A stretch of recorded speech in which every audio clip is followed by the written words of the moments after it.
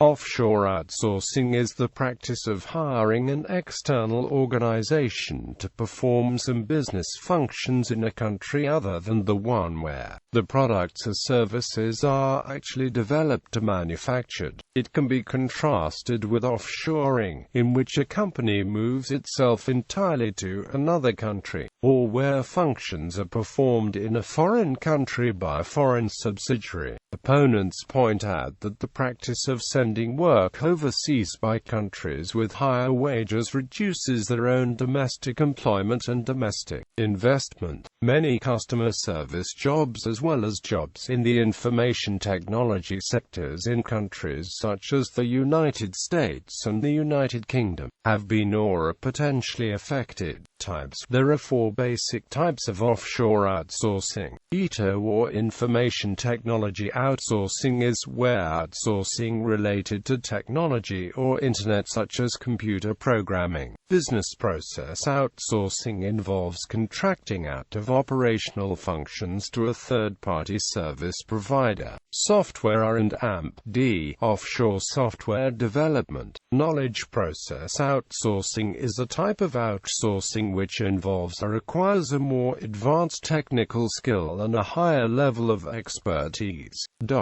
Criteria. The general criteria for a job to be offshoreable are: there is a significant wage difference between the original and offshore countries. The job can be telework. The work has a high information content. The work can be transmitted over the internet. The work is easy to set up.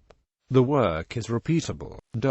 The driving factor behind the development of offshore outsourcing has been the need to cut costs, while the enabling factor has been the global, electronic internet network that allows digital data to be accessed and delivered instantly, from and to almost anywhere in the world. Countries involved. Some of the major countries, districts that provide such services, among many others, are Algeria, Argentina, Bangladesh, Belarus, Bolivia, Brazil, Bulgaria, Colombia, Costa Rica, China, Cebu, Egypt, Estonia, India, Indonesia, Malaysia, Mauritius, Mexico, Morocco, Nepal, Pakistan, Panama, Philippines, Republic of Macedonia, Romania, Russia, Ukraine, Vietnam. Impact of the Internet. The widespread use and availability of the Internet has enabled individuals and small businesses to contract freelancers from all over the world to get projects done at a lower cost due to lower wages and property prices. Crowdsourcing systems such as Mechanical Turk and Crowdflower have added the element of scalability, allowing businesses to outsource information tasks across the Internet to thousands of workers.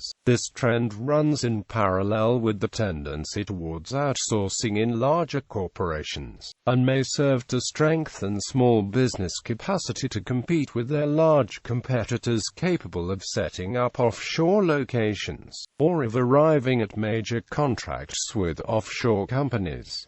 And that sentence is so unclear. On the other hand, according to Gardner, it also helped with accessibility to labor resources across the world regardless of company size. It gave rise to business models such as remote insourcing that allow companies to tap into resources found abroad, without losing control over security of product quality. The resulting ability to work remotely and online will continue to have a huge impact on the overall development of the global economy, for small companies and for large corporations.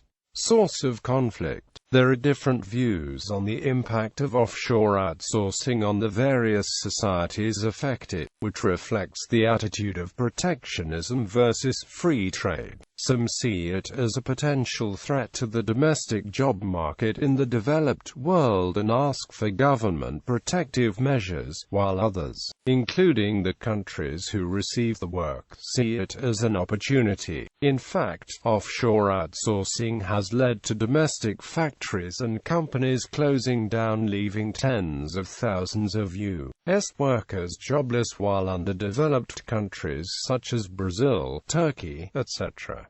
begin to flourish. Free trade advocates suggest economies as a whole will obtain a net benefit from labor offshoring, but it is unclear if the displaced receive a net benefit.